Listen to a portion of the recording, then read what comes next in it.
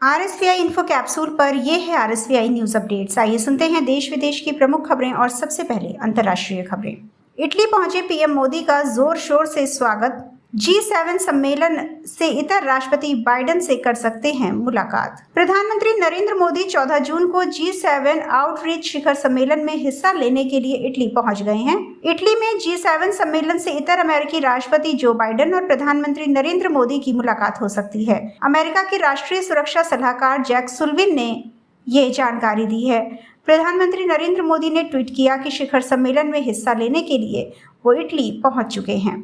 15 लाख से अधिक तीर्थयात्री पहुंचे मक्का। सऊदी अरब में हज यात्रियों ने की काबा की परिक्रमा।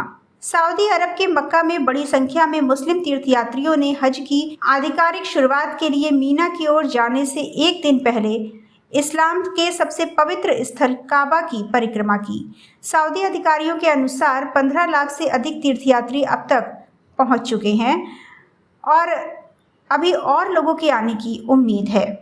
इटली में शुरू हुआ G7 का 50वां शिखर सम्मेलन। जेलेंस्की बोले, यूक्रेन और उसकी रक्षा के लिए समर्पित होंगे अधिकांश सत्र। इटली के अपुलिया में G7 का 50वां शिखर सम्मेलन शुरू हो चुका है। सम्मेलन में भाग लेने के लिए भारत समेत दुनिया के कई देश शामिल हुए हैं। वहीं G7 शिखर सम्मेलन को लेकर यूक्रेन के राष्ट्रपति जेलेंस्की की प्रतिक्रिया भी सामने आई है। उन्होंने कहा कि आज से शुरू हुआ G7 शिखर सम्मेलन यूक्रेन, उनकी रक्षा और आर्थिक लचीलेपन को समर्पित होगा। उन्होंने इस बात पर जोर दिया कि यूक्रेन महत्वपूर्ण निर्णयों की प्रतीक्षा कर रहा है। कुवैत में 45 भारतीयों के शवों की हुई पहचान। घायलों से मिले केंद्रीय मंत्री। एयरफोर्स विमान से लाए जाएंगे सभी भारतीय शव। कुवैत के अधिकारियों ने एक इमारत में आग लगने की घटना में मारे गए 45 भारतीयों और फिलीपींस के 3 नागरिकों के शवों की पहचान कर ली है। कुवैत ने घटना की त्वरित जांच करने और मृतकों के शवों को भेजने में पूर्ण सहयोग करने का आश्वासन दिया है। दक्षिणी शहर मफांग में 6 मंजिला इमारत में आग लगने से 49 विदेशी श्रमिकों की मौत हो गई और 50 अन्य घायल हुए थे। इस इमारत में 196 प्रवासी कामगार रह रहे थे। आइए अब जुड़ते हैं देश के साथ और सुनते हैं राष्ट्रीय खबरें।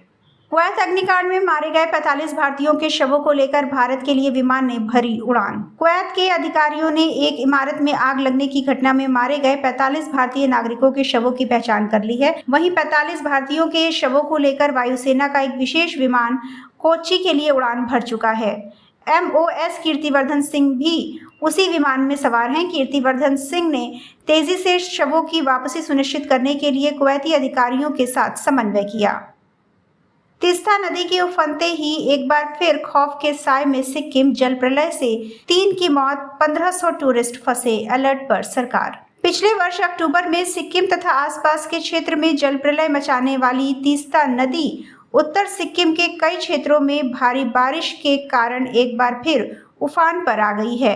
इस बीच मगन जिले में भूस्खलन की वजह से दर्जनों कच्चे और पक्के मकान ढह गए हैं। इनमें 3 लोगों की मौत हुई है जबकि अन्य 3 लापता हैं। पिछले वर्ष जल प्रलय की वजह से क्षतिग्रस्त होने के बाद नए ढंग से बना संग कालान पुल दोपहर में दोबारा ढह गया। इससे सिक्किम के पर्यटन स्थल चुंगथान में देश के विभिन्न हिस्सों से आए 1500 से अधिक पर्यटक फंस गए हैं। हालांकि वो खतरे में नहीं हैं। 2025 तक देश के हर जिले में 50 स्लीपर सेल तैयार करने की थी साजिश। NIA ने IS के 7 आतंकियों के खिलाफ दाखिल किया आरोप पत्र। आतंकी संगठन इस्लामिक स्टेट के मॉड्यूल को ध्वस्त करने की दिशा में कदम उठाते हुए NIA ने IS के बेल्लारी मॉड्यूल में शामिल 7 आतंकियों के खिलाफ आरोप पत्र दाखिल किया। स्लीपर सेल के तौर पर काम करने के लिए युवाओं को मुजाहिदीन के रूप में भर्ती करने और कट्टरपंथी बनाने का आरोप इन आतंकियों पर लगाया गया है। इन आतंकियों में से 6 ने सह आरोपित मोहम्मद सुलेमान उर्फ मिनाज से बायत ली थी। सुलेमान ने खुद को समूह का अमीर घोषित किया था। आइए अब जुड़ते हैं खेलों के साथ और सुनते हैं खेल जगत से जुड़ी मुख्य खबरों का हाल। अमेरिका आयरलैंड का मुकाबला तय करेगा पाकिस्तान की किस्मत। बारिश पर बहुत कुछ निर्भर। घरेलू मैदान पर शानदार प्रदर्शन से प्रभावित करने वाली अमेरिका की टीम आज ICC T20 विश्व कप के ग्रुप ए के अहम मुकाबले में आयरलैंड का सामना करेगी। तब इस मैच के परिणाम पर पाकिस्तान की भी नज़र होगी। अमेरिका के 3 मैचों में 4 अंक हैं और इस मुकाबले को जीतकर उसके पास सुपर 8 में पहुंचने का सुनहरा मौका है।